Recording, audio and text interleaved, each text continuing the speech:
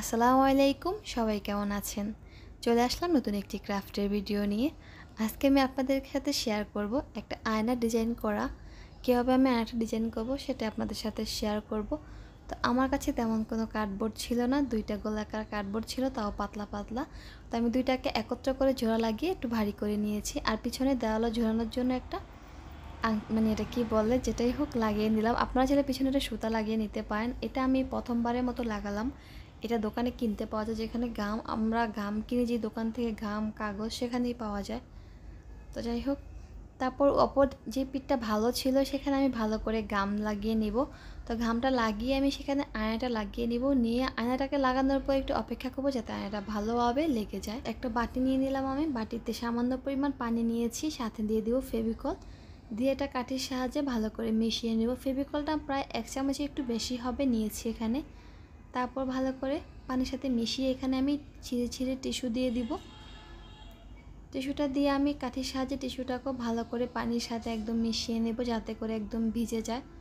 তো এই টিস্যু দিয়ে আমি কিন্তু আয়নাটার চারদিকে কাজ করব। গোলানো কতটুকু টিস্যু লাগবে সেটা তো আমি বুঝবো না, তার জন্য প্রথমে আমি অল্প পরিমাণ টিস্যু গুলিয়ে নিব। তারপর যখন কাজ করব, যদি মনে হয় যে হ্যাঁ আমার আরেকটু টিস্যু লাগবে গোলানো আর কি, তখন আমি ওই পানির সাথেই কিছু পরিমাণ টিস্যু নিয়ে তারপর আবারও মিশিয়ে নেব কাঠি দিয়ে।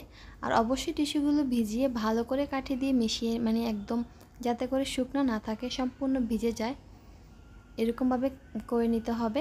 তারপর আয়নাটার চারদিকে আমি একটু ফেভিকল দিয়ে দিলাম, দিয়ে আমি একটা কাঠির সাহায্যে ভালো করে ফেভিকলটা এই কার্ডবোর্ডের সাথে ভালো করে লাগিয়ে নিব, যাতে করে ওই টিস্যুগুলো দেওয়ার সাথে সাথে সুন্দর মতো লেগে যায়। এখন কাজটা হাত দিয়ে করতে হবে। সামান্য পরিমাণ গোলানো টিস্যু হাত দিয়ে নিব, তারপর আয়নাটার পাশে বসিয়ে নিব।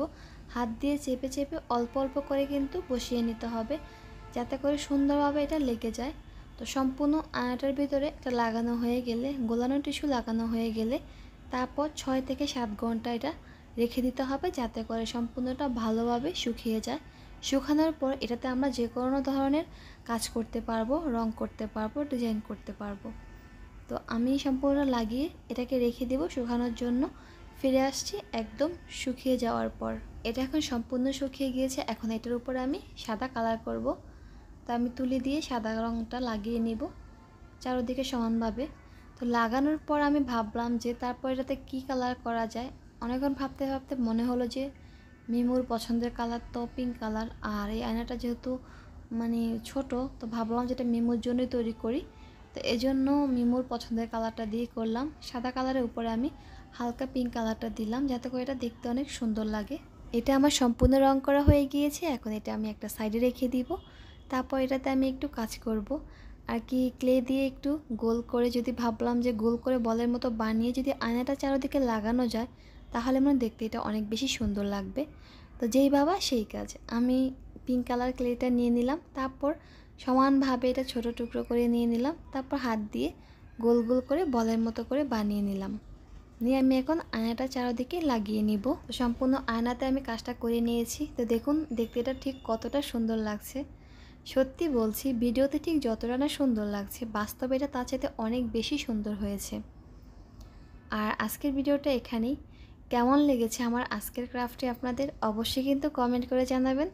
ভালো লাগলে লাইক দিতে ভুলবেন না, শেয়ার করতে ভুলবেন না। এখন আপনাদেরকে এটা আমি টাঙিয়ে দেখাবো। যারা এখনও আমার চ্যানেলটি সাবস্ক্রাইব করেননি, প্লিজ আমার চ্যানেলটি সাবস্ক্রাইব করবেন। আপনাদের ভালোবাসা নিয়ে আমি আরও অনেক দূর এগিয়ে যেতে চাই। তো সবাই ভালো থাকবেন। আজকের মতো এখানে আবারও নতুন কোনো ডিজাইন নিয়ে হাজির হয়ে যাব। আল্লাহ হাফিজ।